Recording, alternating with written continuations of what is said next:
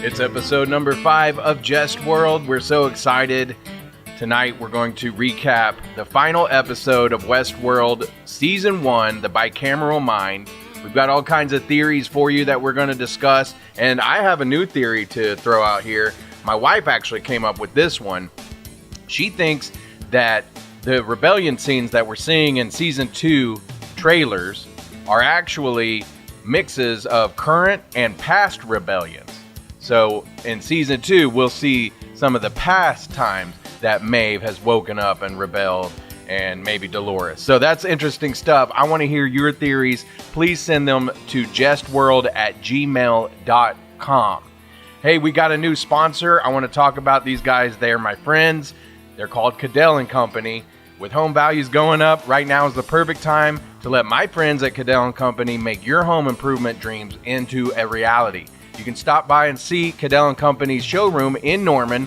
They don't have any salespeople. Cadell & Company is a family-owned business, so when you go check it out, you can check out the wood flooring, tile flooring, carpet, cabinets, countertops, and more. It's a no-pressure, comfortable environment. You can get high-quality materials from Cadell & Company without busting your budget. If you aren't a do-it-yourselfer like me, trust me, I do projects and then I have to call somebody to come fix them for me. Don't worry, Cadell & Company have been a trusted name in commercial construction for over 20 years, and they now offer installation for residential customers. Cadell & Company want you to be happy from the time that you walk in till the time your home improvement projects are completed. You can call Cadell & Company today at 928-5026. Again, that's 928-5026, or check them out on their Facebook page. You can get directions to the showroom and see their before and after pictures from some of their projects, including work they've done on the Norman Fire Department and the historical preservation of the Jim Thorpe building. They've done a lot of work all over the OU campus. You don't have to just dream about all the home improvement projects you see on TV. Cadell & Company can make those dreams a reality in your home. Mention this podcast and they will give you 10% off materials. Yeah, we like to hook you up like that. All right, it's time for Jestworld Episode 5. Hey, it's another episode of Jestworld. I'm Brad Reed. I'm joined by Chip Goddard. Hi, Leho. Let everybody know you're alive out there, Chip. I'm alive. I'm here. I didn't do it yet. Yeah. Oh, man. Sad emoji. Oh, I'm just kidding. Well, what's sad is you said yet. It's that dark humor thing. Yeah. It is a jest. It is Jestworld. This is a Westworld podcast where we do we've been recapping season 1, but we're at the end. Woo! Yes. One episode this time. Yeah. Tonight we're going to talk about the season finale, episode 10. Plus we'll talk a little bit more about the trailer that came out. We went over it, we watched it the last podcast, but there's so much. Yeah. And I've watched a couple of videos and done a little research and found a couple things that I thought would be worth sharing with everyone, so we'll get to that. Cool. But maybe before we start everything, me and Chip need to have like a little bit of a session. No, we're good. We're good. Okay, all right. I just want you to know I'm here for you. I appreciate it. I have all the numbers. We might even read the hotlines tell me not to call anymore. Yeah. Jesus.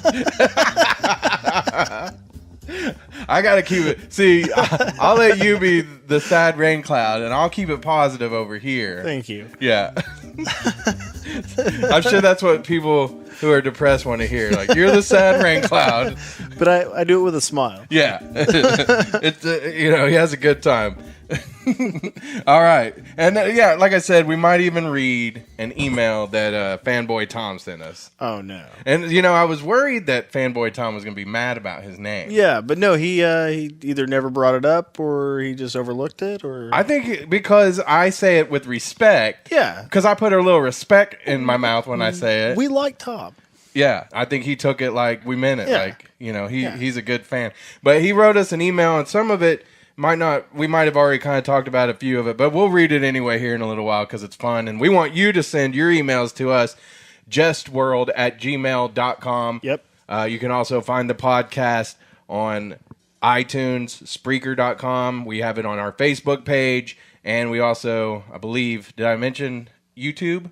No, you haven't mentioned it Okay, yet. yeah, YouTube. So go to the YouTube page and subscribe. I see some of these people, and I'm realistic about some things, but like I was looking at one that I sent you, and that guy almost has 1 million subscriptions. Talking about the breakdown video. Alt-Shift-X, I believe. Yeah. Yeah. Man, some of those people, wow. But they do a great job. Like, if you watch that video... The production is great. The production's great, and you can tell they have either a lot of time to go over everything, or they've got a team of people. Man. Which, if I had 1 million subscribers, I bet we'd have an intern or something. Oh, sure. Yeah. We could probably get Fanboy Tom. Let's put him to work. I mean... Yeah, well, we might have to... When we get some money. Yeah, we might have to visit that. But yeah, so that's some of the... And, we're actually kind of sharing some of the places that we go that you could go if you want to just find some of the ins and outs of Westworld. Or just interesting Easter things eggs. to watch. Yeah, those are good places to start. But let's get into it. Episode 10 was called The Bicameral Mind. Yep. And you kind of looked that up, so to kind of share with us the significance of the name, the bicameral mind. Well, bicameral, we have a bicameral legislation. It just means two branches or chambers. Mm-hmm. But a bicameral mind, you would think they just have two opposing lines of thought. Right. Which, a lot of people have. So right, but it's not necessarily like the two lobes of the brain. No, I would think it's more like the core programming. Like for us, it would be like our lizard brain. Like our real primitive onion. One thing I'm kind of thinking of too is kind of like how you have that animal brain. Yeah, the lizard brain. Yeah. Yeah, that does things out of, whatever. And then you have that voice inside your brain. Right, sentience. Yeah. And they kind of mentioned that in the show and especially in the 10th episode about how that inner voice, that inner mind, once you can hear it and act upon it, that's what leads to consciousness. Yeah, when you recognize it as yourself. Yeah, basically. And that's how that Arnold was starting to believe that Dolores was alive. Well, yeah, I mean, I'm kind of jumping ahead a little bit, but when Bernard is talking to Maeve after she has Felix rebuild him, mm-hmm. He's talking about, a lot of you guys go through this, but most of them go insane. Right. And the other time he said, people that are insane are the ones that think the voices in their heads are the gods. Yeah, right. Well, and they were even making an allusion to that, like people in general. Right. Yeah. So, that kind of played into a few things. It played into the maze. Yeah. Because the maze was to basically... discover themselves. Right. And that's kind of the thing that they kept telling the Man in Black. It's not for you. It's for the host so that they can find themselves, like you're saying, and become sentient. Is that what you're saying? That's what I'm thinking. At least approach it. But it shows that these, AIs are conscious now. Yeah, they're gaining consciousness. Right. Because Arnold's theory was it was memories, mm-hmm. right? And then improv. And then at the top of the pyramid, he didn't know yet. That was where you got to consciousness. Right. But then he kind of figured out, and they showed this throughout the episode with the maze, that it wasn't the pyramid, it was all circular. It was all like... It wasn't a journey to the top, it was a journey, well, he says to themselves, but it was, or a journey inward. Mm-hmm. But, yeah, it encompassed all that. Right. And you could kind of see that it plays out, too, in the way that she has all the memories, like, all at once. It jumps from different time, Right. Because it isn't like a linear kind of thing for her. She's jumping around like a maze. Right. Well, if they're developing a sense of self-preservation and she has all these memories of things that have happened before, mm-hmm. she's going to want to avoid that. Right. So, yeah, I mean, that would make sense that she would draw on that, and that would be her journey to consciousness. Right. I thought in episode 10, some of the stuff this was an amazing episode. Oh, the season finale. Like an hour and a half long, or hour and 15 or something, yeah. But there was a couple of things, Dolores really kind of started making decisions that seemed like she was the one making the decisions. And she kicked the Man in Black's ass. Broke his arm? Broke his arm. Yeah. Like you saw like that look in his eyes. She's dragging him through the church like, what the fuck is going on? Yeah, this isn't necessarily supposed to be happening. This is exactly what he wanted, but it didn't look like he was enjoying it. Right, yeah.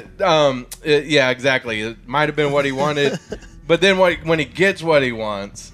Right. What does he do from there? And that's also, like a good story too of people who they do. It's the joy I think is in trying to get it, because once they get it, some people then get bored. Well, yeah. We're all masochistic. Yeah.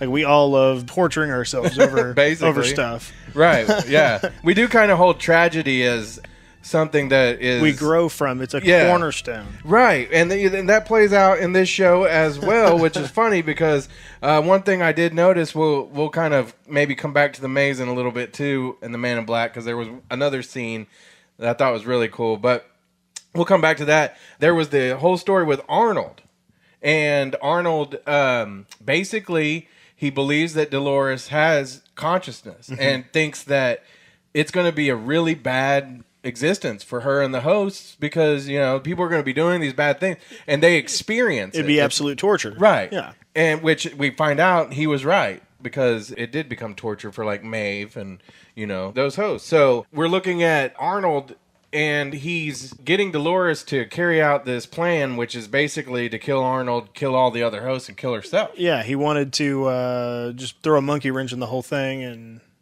yeah, and so while he does that, he's playing a song that he played for his son, and it's a song called Reverie, and which I think is interesting because when you find out the names of the songs they use in this show, a lot of them are very like on the nose, right? So Reverie, though, we kind of looked this up, and tell me a little bit about what reverie means. Okay. An act or state of absent-minded daydreaming. To fall into a reverie. A piece of instrumental music suggestive of a daydream. Right. And an archaic definition is a fanciful or visionary notion. So would the music being a daydream, and they're playing it while Arnold is having Dolores kill him, is that significant in the fact that maybe this is all not real? Well, remember that's one of their commands, is let this all be a deep and it's a deep and dreamless slumber. So it makes me feel like that's trying to tell us as the audience that there's something not like as it seems here. Well, they give them there's that quote at the very beginning, do they dream? They said, well, they have the idea of dreaming, but not really. Right. So if they don't dream when they're asleep, they have to dream when they're awake. So it's daydreaming, and they remember in perfect, like, HD. Right. So that, Which, think about this, because in the trailer, I believe it's Arnold that's telling Dolores that they don't dream. Right. And she doesn't like that answer in the trailer for season 2, right? Well, and then every episode, or everybody jumping into the park seems to wake up on the train. Yeah, exactly. Yeah, so there's some stuff to that where I don't know if this could play into it too. Tom mentioned this to us, and we saw it in the trailer where Charlotte finds a room of several Bernards. Yeah, somebody found it in a still. Okay, yeah. So, I mean, he can't just he can't use the big machines all the time. Right. Ford, he had to use the slow ones that would do it in like a month or whatever. Yeah. So he might as well have spares. Well, and he said, you're the product of a trillion mistakes. So I'm thinking he maybe created Bernard a few times, didn't quite get it right, or maybe he did. He never, that version of Bernard got too much consciousness or didn't, who knows. But for whatever reason, he had to retire that Bernard and bring him back. But it's just interesting with the whole fact that it's called Reverie, and that's what he played for his son. And then Bernard's Reverie, and his cornerstone is the son, the dead son. Yeah. The reveries, though, are what makes them, I guess, more real after improv or whatever feeds into it. Yeah, like it's like it'd be inspiration. I guess. Yeah. So that, I mean, like I say, it's pretty interesting. We're kind of getting off of the episode here, but that's okay. I wanted to talk about Jestworld. We can do that. Yeah, it almost was Tangent World. Remember that Tangent World. But there were so many great songs. Oh my God! Right. One of the first ones, of course, in episode 1 was the Paint It Black. Right. And that was just this whole thing of the music and the first time you see Hector and his gang roll into town, and they kill the deputy, and then they're gonna rob the saloon. Well, and it's just slow enough to where you don't really recognize it until it starts getting to go. Right. Yeah, and then like I think we mentioned this in another podcast. It's the same composer that composes the music for Game of Thrones, stuff like that. But they do use current songs, or like with some of these, they're not so current, but more modern than what you would hear in Game of Thrones anyway.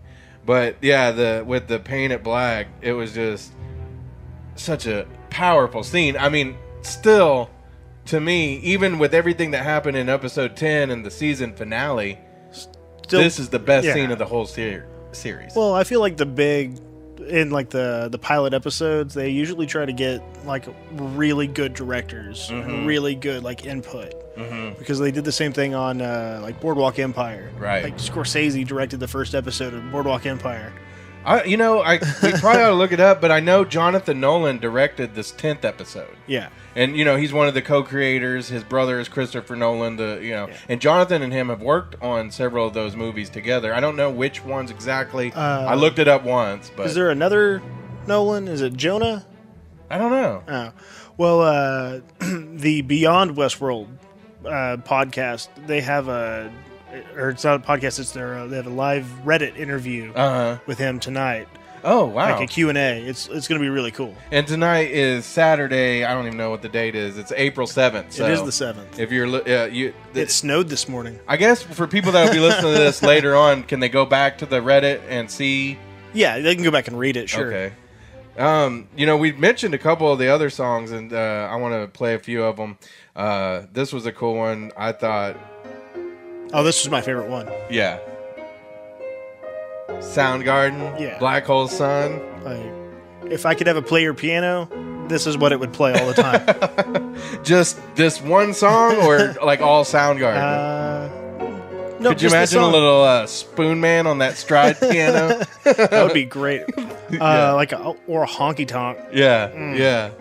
So, but yeah, this one was dope. I really liked. They featured Radiohead a few times. See, I've never been a huge Radiohead fan. I'm kind of in and out on Radiohead. Like, I really like them at times, and then I lose interest. But I mean, like Kid A and the CD that came before that, those will always be like some of my favorites. Yeah. But Fake Plastic Trees was one from the earlier records, and if you it's a song called Fake Plastic Trees about, and played in Westworld. You can already just imagine. Perfect. This. Yeah. So, and it's just one of those things that you might not have recognized it, but there was a lot of Radiohead fans that were like, "Oh, that's awesome." But another Radiohead song played real heavily in the last episode, and that's exit music for a film, which is pretty spot on, like I say, for the scene that it was in, which was when Ford gets up to give his speech, and Dolores shoots him in the back of the head. His brain exits. Yeah. Yeah. I mean, exit music for a film, his exit from this film, this show, this life of his in the show. It's funny how I like how they are very literal sometimes in their music and the titles and everything. I mean, it has a great soundtrack, but I can't wait for season 2. Oh my gosh, yeah. I'm hoping for a little Sugar Ray. Which one? The only one. I just want to fly. Yeah. Okay. That would be great. Yeah. Stupid. Some bare naked ladies. Yeah. Yeah. I don't want to hear none of that. I wonder, like, what they did play Nirvana. Nirvana, Green Day, some like basket case. Yeah, that would be cool. That would be really cool. They played Heart-Shaped Box. They did play Heart-Shaped Box. That was really good. Yeah. So what's the significance with the name of that song? Right. We'll find out. Yeah. Because like the I believe it was the Super Bowl commercial had the Runaway by Kanye. What's that? Go football. Yeah. and at the end, Dolores, in the only scene that's not going to be in season 2, but in that trailer, she says, run away. So, So like I say, all the songs are pretty spot on. So, who we haven't talked about?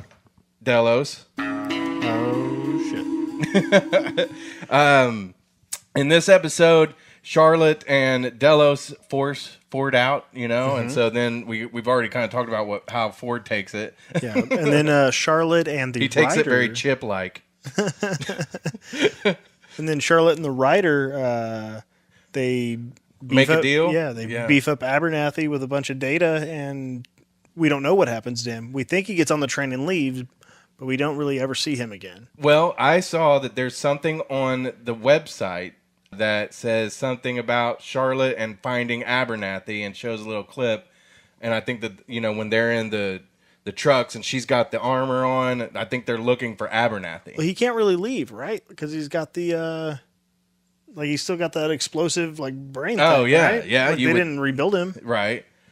I don't know. I don't, it's interesting because through the last episode of the season, you start seeing that things that you thought they were doing were still being programmed. Like even Maeve, yeah. Arnold had wrote the programming that would have her come to life, recruit, do what she's doing. So that's why when I watched the season a couple of times before this time, I came away from it thinking all of this is only happening because either Arnold or Ford want it to happen. Right.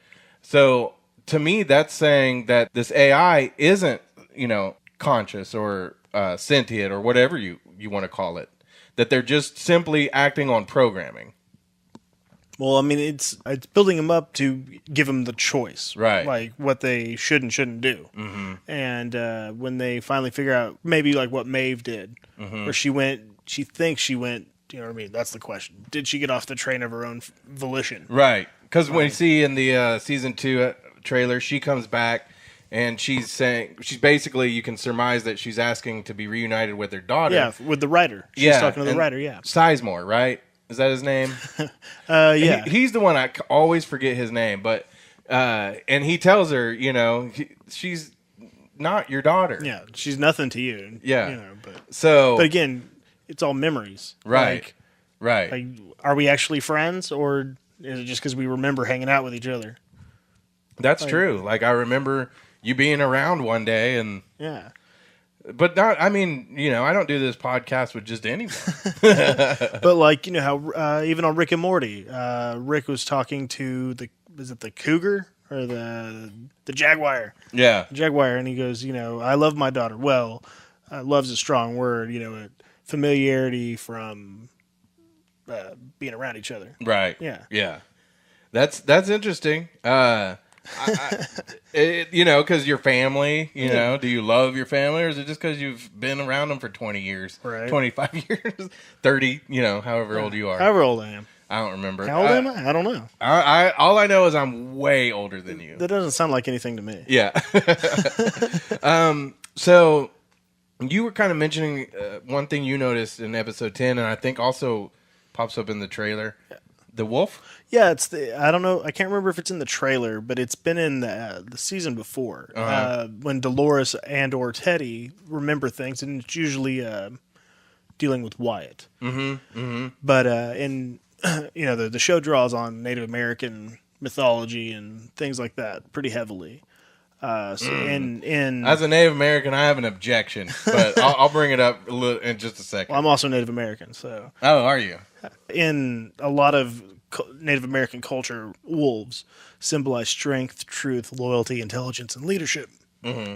And awareness of self. Awareness of self, that's what? Self-conscious? Mm-hmm. Sentience? Right.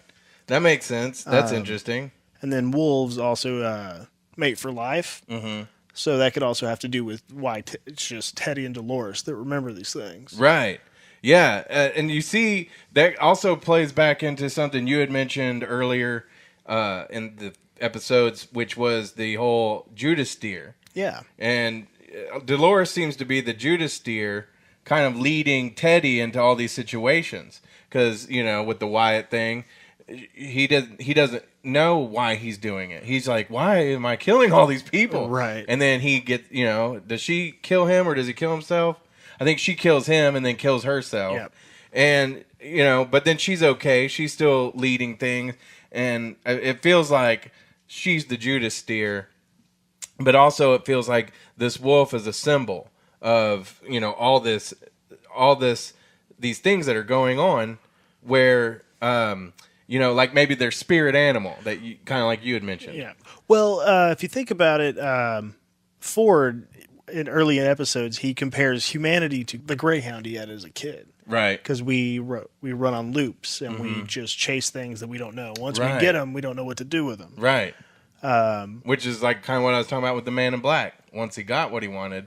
Yeah. And then remember little Ford, little weird robot Ford. He kills the greyhound because he wanted the greyhound to stop and not do things like that. Yeah, right. And that's interesting. That might be what they end up doing to us. Or not to us, but to humans. Right. And if you think about it that way, the spirit animal, if we're greyhounds, then they could be the wolves because they're wild. Right. They aren't tamed. They've just been caged. Interesting. I like that. I think that there's definitely a meaning behind seeing the wolf in the scenes that we've seen it in. Yeah. I wanted to say my objection to the show as a Native American was there was a line in there. I believe it was the Man in Black who had said something to the effect of people used to come here just to shoot some Indians or, bang some prostitutes. If they had a whole theme park dedicated to like shooting minorities or something. Yeah. You know what I'm saying? Like people would object to that. Like a plantation themed theme park. Yeah. Yeah. Or like some kind of suburban you versus the cops thing or you know what I mean? I don't know. The NWA theme park, that would be awesome. I'm just saying if they were out there like cannon fodder. Yeah. Yeah, like a Civil War. Yeah. There's all kinds of scenarios we could. That would be bad. Well, this was kind of there, but yeah. Yeah, but we're kind of just making, like. Well, okay. But with Native Americans, it's like, people used to play cowboy and Indians when they were little. Since we brought all that up, they were kind of racist to the dealer. Remember the dealer that gets scalped? Yes. Because he's, they call him half Cornhusker. Yeah. Cornhusker, I would assume means it's a Native American thing. I haven't ever heard of Cornhusker other than like Nebraska and their Cornhuskers. But I could see how that could be, Maybe I'm wrong. I'm going to Google that real quick. Yeah, it'd be interesting to know. Yeah. But, there are some people of color that look like they're visiting the park, but not many. Yeah. It seems like their clientele is very rich white people. It was used as a derogatory term for Native Americans. Okay, there you go. So, and that's the name of the Nebraska college football team. That's great. That's interesting. Yeah. Yeah. So, whatever. I'm not gonna make a big deal of it. I'm not gonna go protest or anything. I love the show, but I just think that it's a weird attitude to have towards Native Americans. So, like, there was a black sheriff.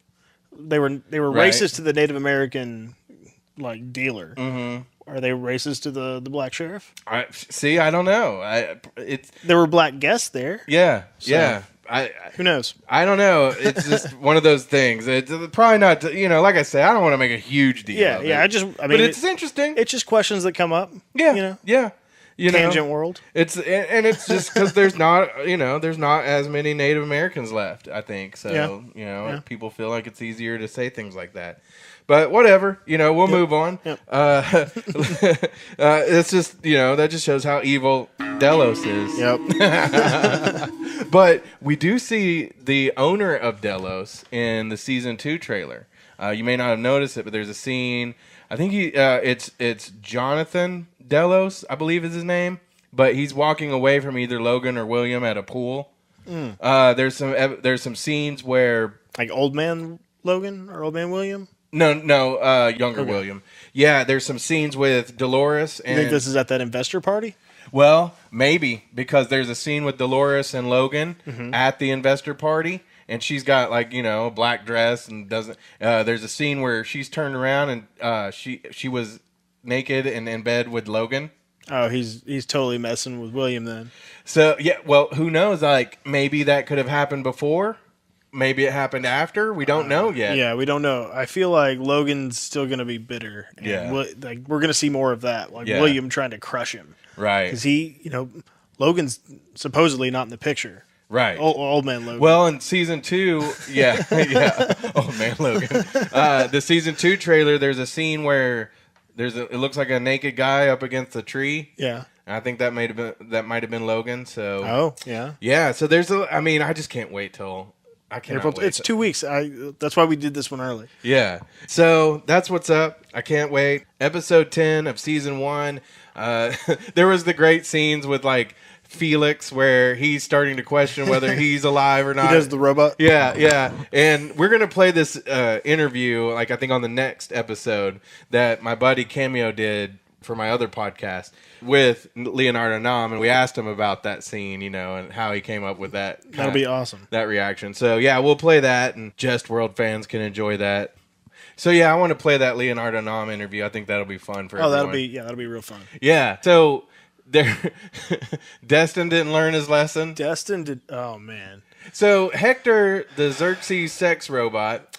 He's got to be the hottest robot in the park, right? I mean, the most desirable. Yeah, he's in the highest demand. Yeah, I hope they clean those robots properly. Well, Charlotte had a piece of them. Honestly, he's probably there to be Dolores' counterpart. Coming up, everybody wants either all the guys want the really innocent schoolgirl. Yeah, or there's stereotypes. Oh sure, yeah, he's tall, dark, and handsome. Yeah, and Xerxes. Yeah. It's funny because I never would have placed that, but now that you mentioned it, I'm looking at him. I was like, yeah, I can see it in the eyes now. Yeah. Well, he was, he's naked most of the time. So if you just think of him in glowing goldish, Did they CGI him though? Because he looked a little taller. Oh, he was supposed to be 10 feet tall and he had a shimmer. Right.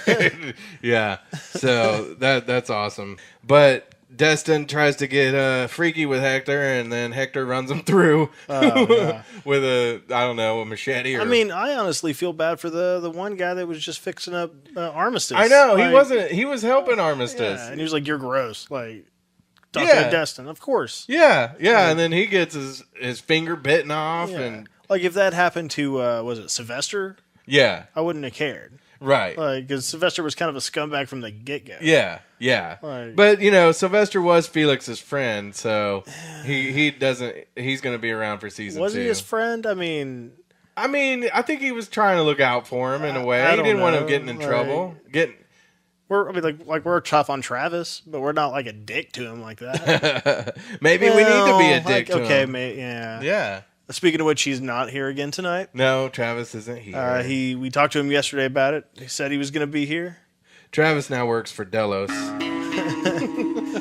And then he backed out. But it's cool. We love him. We don't expect him to be here. Yeah. So, anything else sticking out to you before we wrap it up for the episode and everything? I just all of Armistice, this whole episode was great. Mm-hmm. Other than she was running around naked the whole time. Right. But, she was, killing people, and her arm gets stuck in that door. Yeah. And her name means... To lay down arms. That's great. So, if you didn't, because I forgot to when I watched it for this time, but I've seen it before. There's an extra scene at the end of the show. Yeah, the end credits. Yeah, and she loses her arm. Yeah. The best part was when she was sticking the knife in there and twisting it. Yeah, to making her shoot. That was pretty sweet. That was great. Yeah. She doesn't look half bad. Walking around with no clothes on. Yeah, even with that weird snake tattoo. Yeah. Not a big fan of face tattoos. Yeah, she pulled it off. She pulled it off. She can rock it. If you're a host robot, I mean, you might as well go crazy. You know, they said she used the blood of her enemies to tattoo her. Right. I don't think that would work. I think that you would absorb it and then probably get all their diseases. I mean, what if they mixed it with the ink, though? Yeah, you could definitely do that. Like, mix it so it stains the ink red. Yeah. Well, you could, a lot of places use burned bone to make black inks. Really? Yeah. What do they use here at No Regrets where we're recording this? They use nothing but vegan ink. I'm not sure where that comes from. Gluten-free? I bet it doesn't have any glutens in it. Okay, great. Nope. Here at No Regrets Tattoo in the Plaza District, it's all gluten-free ink. Yep. They're promised to you and your family. That's a Travis Griffin guarantee. Yeah. They did wrap up the whole maze thing though. Like we said, you know, they found out that it was nothing for the Man in Black. But then later on, you know, he kind of gets what he wants. Clementine, right? She shoots him in the arm. Yeah, they're coming out of the it's like right in the shoulder. Yeah, like the whole army of them's coming out of the woods. Now we see a few things where we know he's going to be in season 2. Because he talks about he's going to help burn it down. But there's another scene where he's got the gun to his head. You know, what do you think about that? And that could mean anything, you know. Who knows? But think he offs himself? Think he chips himself? Do you can you kill yourself in the park with park guns? Yeah. But see, that's the other thing. Now the guns do shoot you. Well, right?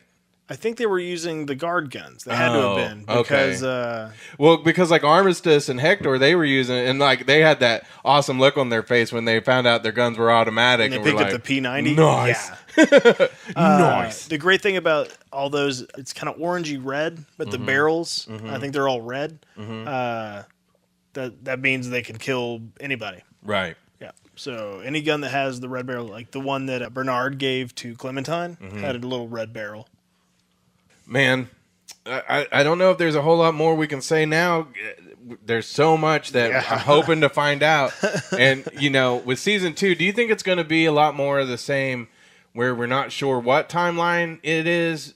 Surely I think they're going to have to tell more of some of the origin stories and all that, don't you think? Well, I mean, we have to assume that anything with young William in it or young Logan is going to either be a flashback or some weird clone situation, right? Which I highly doubt that they're going to jump right into, right? But I mean, so you think that it's going to be another like series, you know, throughout the whole series where we're seeing what progresses through multiple timelines? Yeah, me too.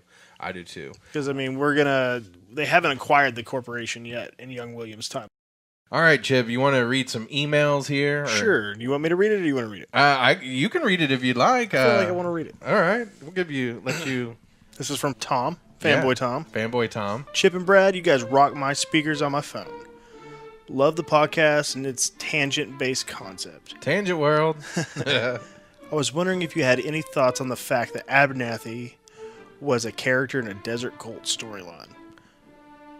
Have any other characters been identified as hosts recycled from other storylines? I like the idea of the cult storyline.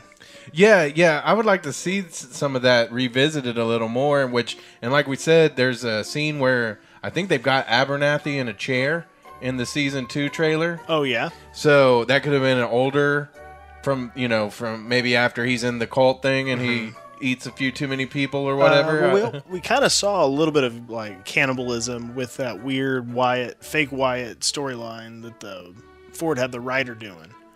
Remember, he was like, "I like to eat my meat when it's flesh." Yeah, and then he's fixed it. He's like, "When it's fresh." That's right. Yeah, well, and like Abernathy's he was quoting the King Lear. Yeah, and it seemed really creepy when he was doing it, and then come to find out, like he was, I think, obsessed with it in this cult. But see, what would that have to do with Westworld?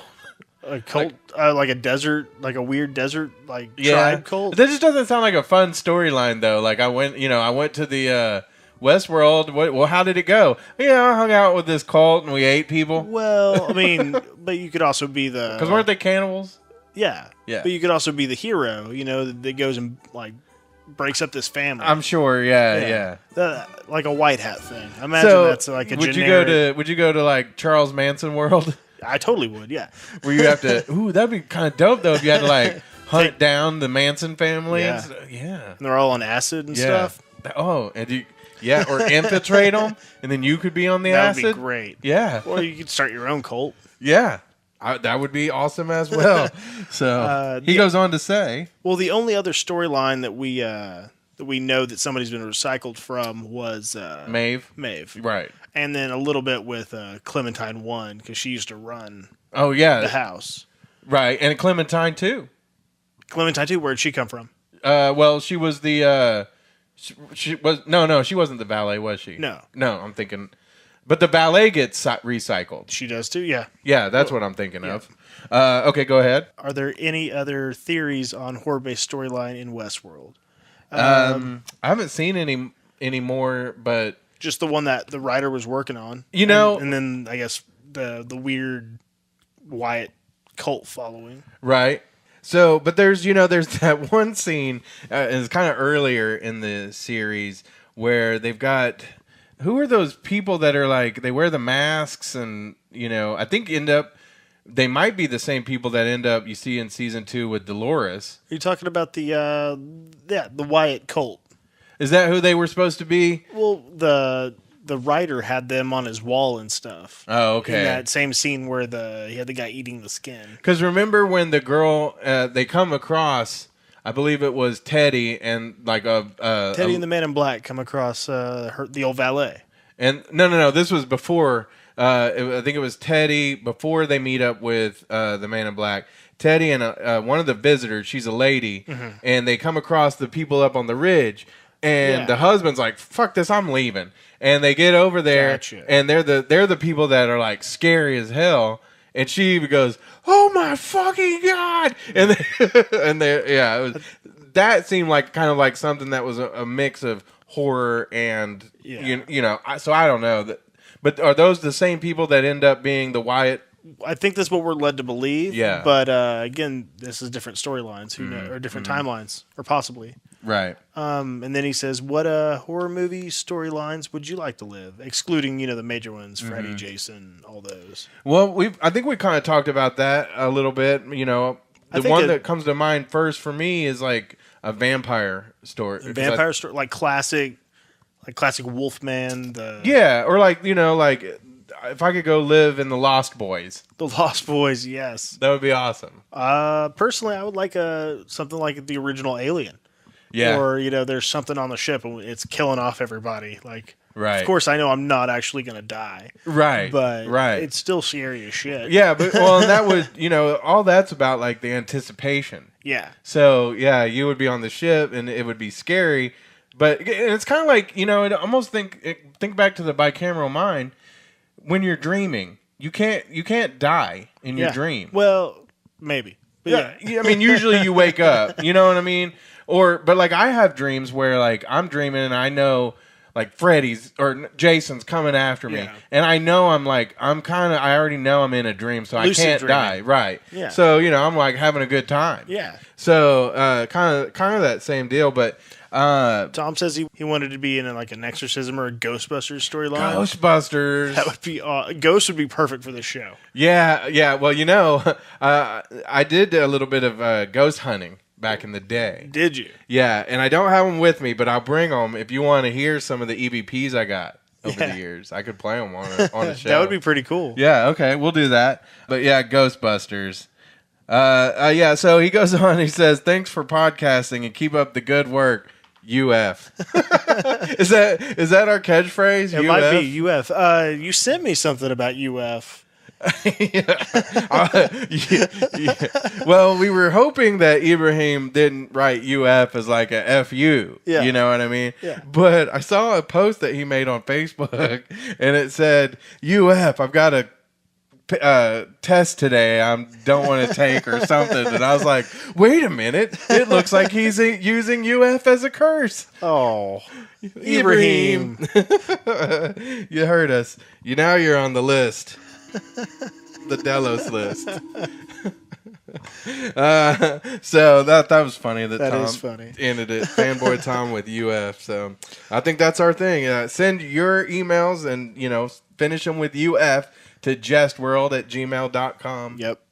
Okay, so April 22nd, that is when the season 2 premieres on HBO. We're going to basically go week to week during the season. Yep. We're going to try to do I don't know, maybe even 5 minutes, probably like 10, 15. Yeah, right after. Like a reaction, yeah. like highlight Yeah, reel. yeah, we're going to, if you will go to our Facebook page, like it, then after you watch the episode, hopefully everybody watches them when they first come out. If not, wait till you watch it and then come back to our Facebook page. But we want to maybe even do a live Facebook Live, so that people can kind of... It'll definitely be full of spoilers. Yeah, it'll definitely be. But people can kind of share their thoughts and everything. And, they can finally see our beautiful faces. But speaking, that the next season's coming out soon, do you have any predictions, hopes for this next season? I hope we get to find out a little bit more about what Delos is up to. Yeah.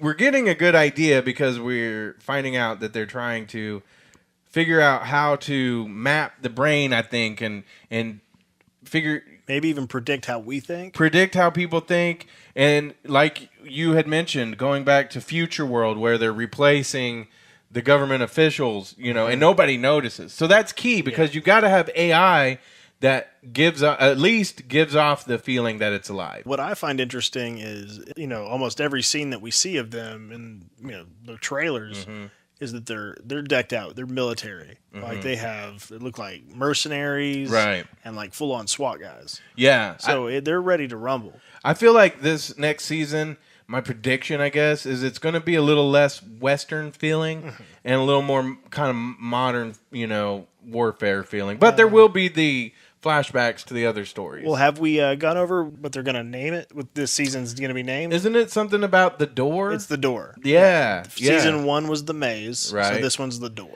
Which I read, or I saw a couple of things about that, but they made mention of the fact that there's like a bunker door you see in the season 2 trailers, and I think that every season's going to have like its own mystery. Right, yeah. So I'm excited to see what this mystery is going to be, and of course, they didn't leave me high and dry.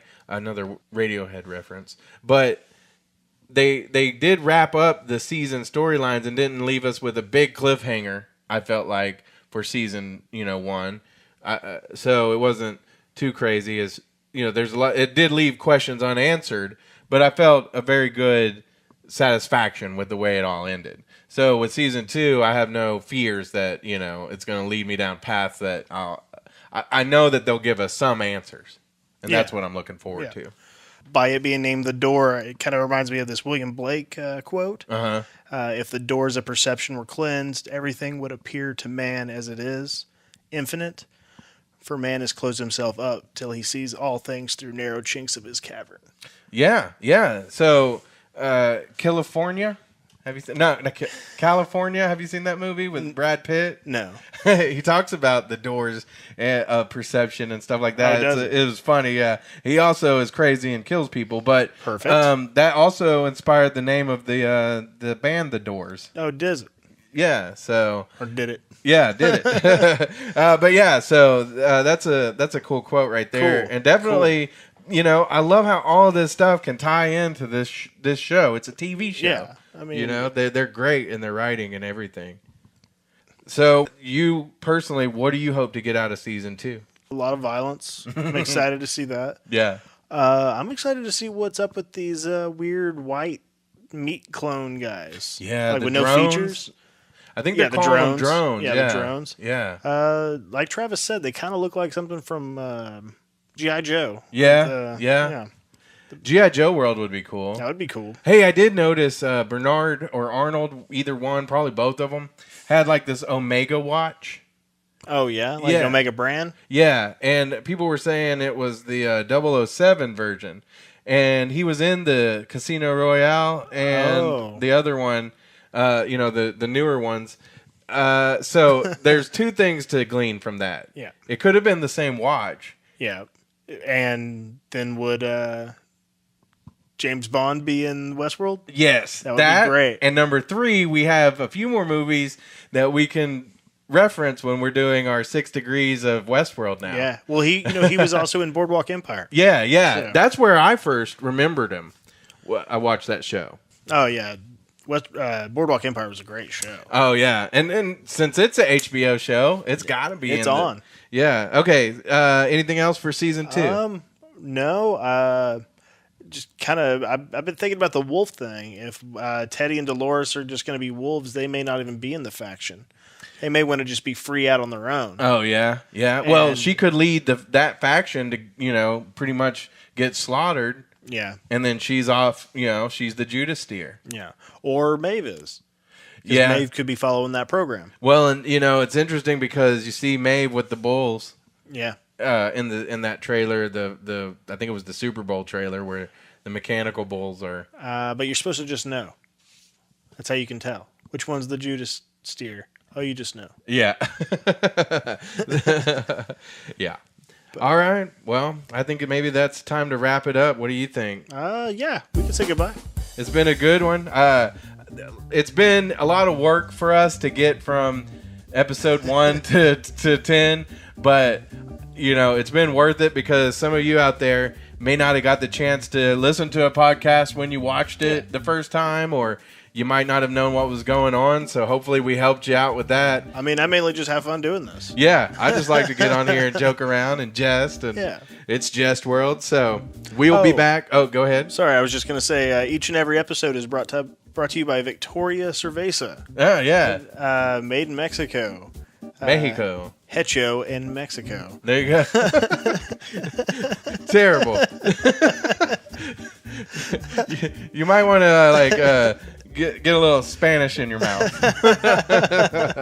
All right, so but we'll be back. I guess the week of the premiere. Yeah. I think we should take a couple weeks off. All right, have a break. Well, I think this episode we're gonna put it out there in the meantime, and so people.